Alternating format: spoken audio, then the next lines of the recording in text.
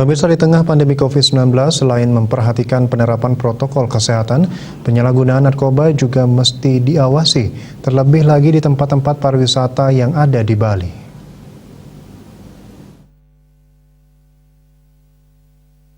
Penyalahgunaan narkoba di tengah pandemi harus tetap diawasi dan ditindak tegas. Untuk itu, sosialisasi kepada masyarakat penting untuk dilakukan, terlebih di daerah pariwisata. Wisatawan yang masuk ke Indonesia, khususnya Bali, mesti diawasi seandainya ada yang menyalahgunakan narkoba. Terlebih di tengah pandemi COVID-19 ini, kesehatan tubuh mesti dijaga dengan baik. Upaya tersebut misalnya dilakukan dengan cara sosialisasi oleh lembaga pendidikan ke masyarakat secara langsung. Hal tersebut diungkapkan oleh Akademisi Fakultas Hukum Unwar, Ana Agung Sagung Laksmi Dewi. Kita lihat di Kerobokan itu adalah pusat pariwisata juga.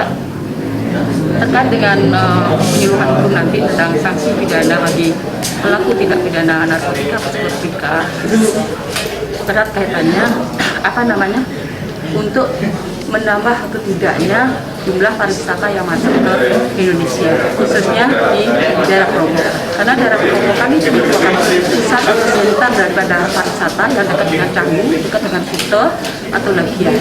Nah, sekarang bagaimana caranya kita meminimalisir tindak pidana narkotika yang ada itu sendiri.